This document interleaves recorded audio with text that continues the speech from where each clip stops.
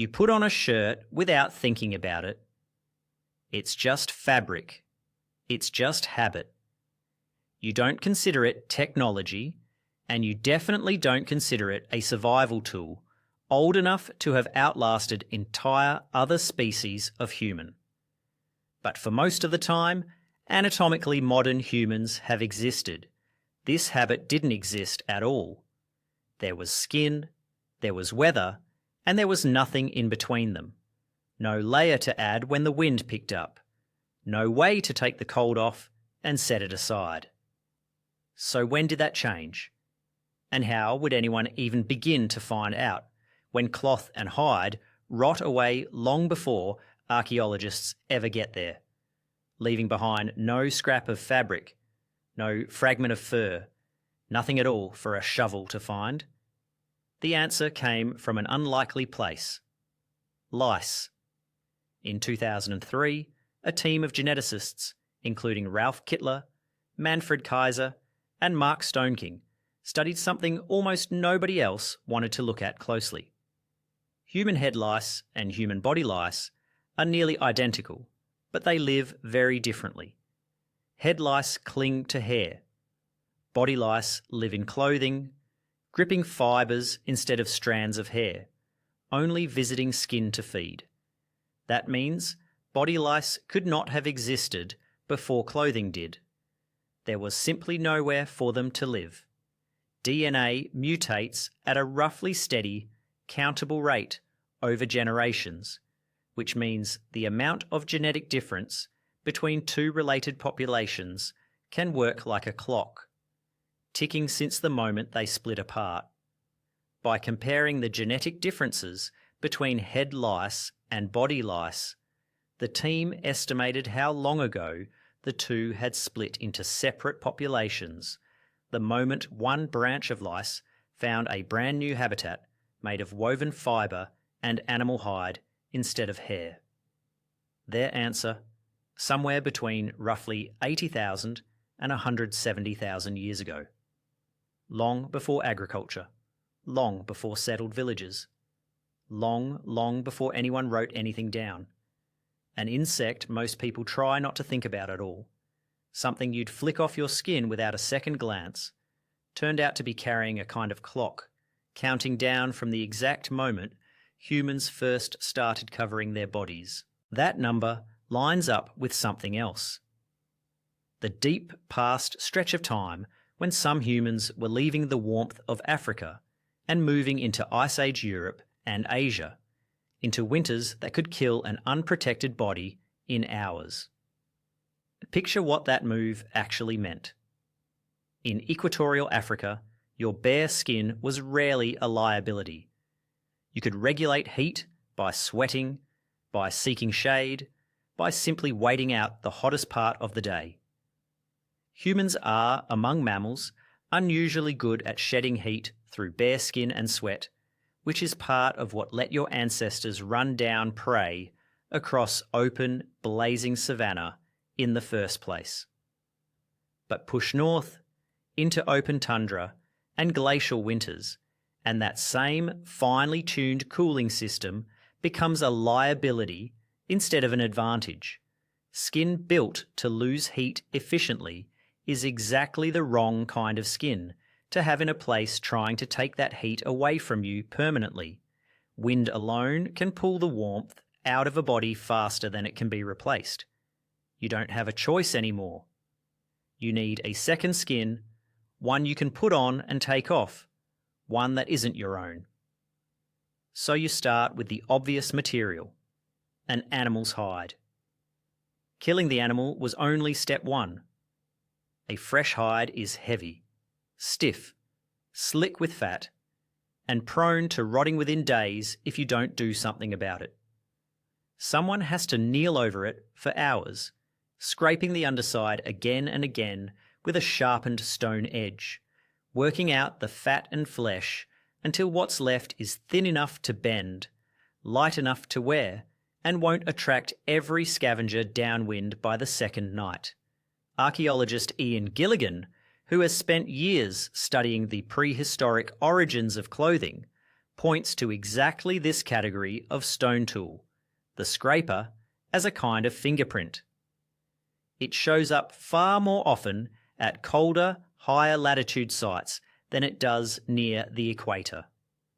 Find a site with a lot of these scraping tools clustered together, Gilligan argues, and you've likely found a place where people were processing skins for warmth, not just for show.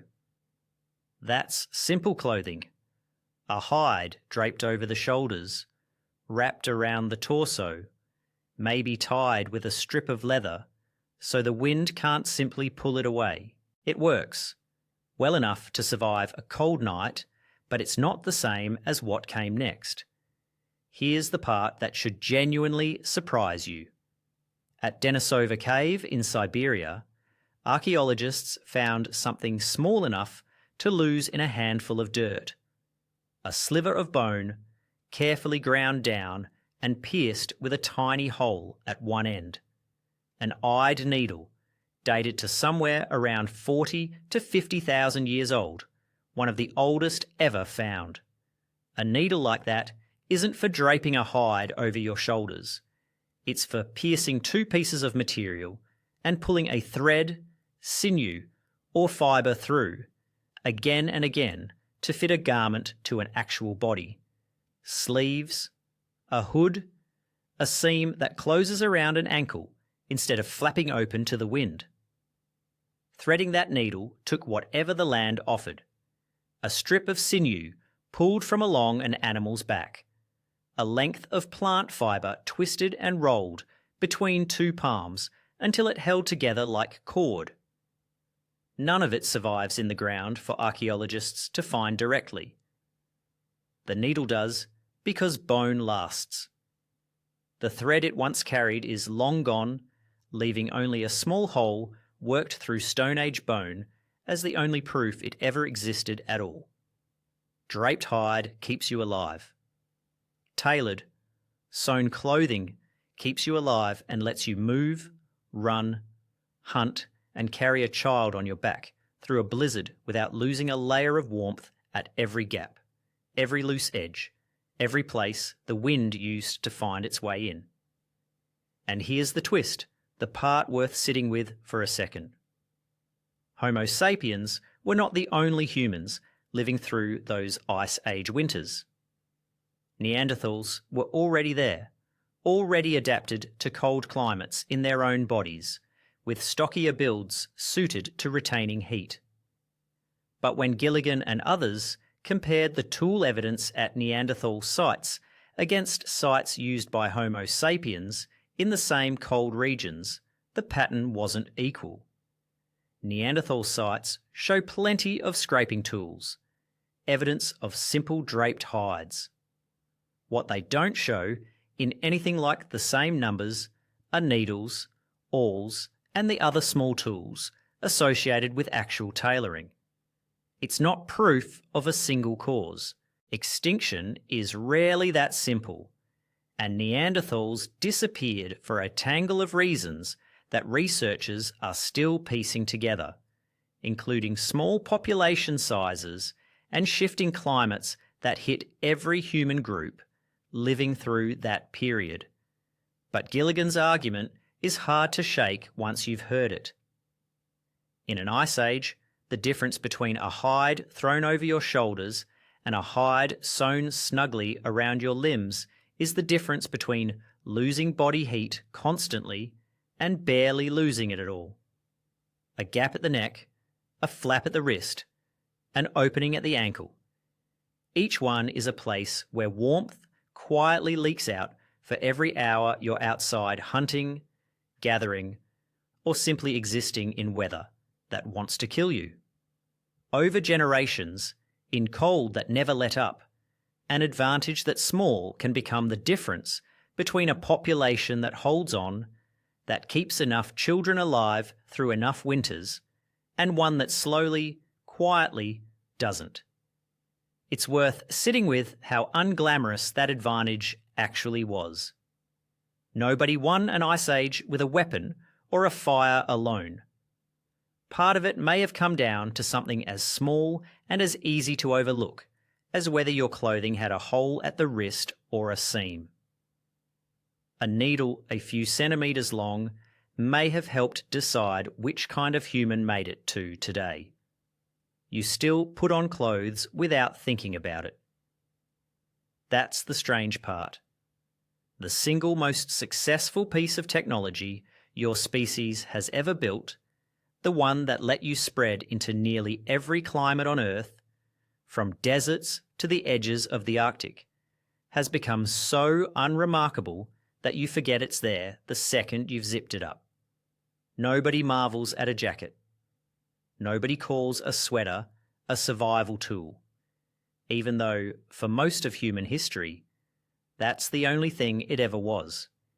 You put on a shirt without thinking about it, and somewhere underneath that small automatic motion is 100,000 years of cold mornings, scraped hides, and a sliver of bone with a hole worked through one end, doing the one job that mattered: keeping a body warm enough, long enough, to make it to spring.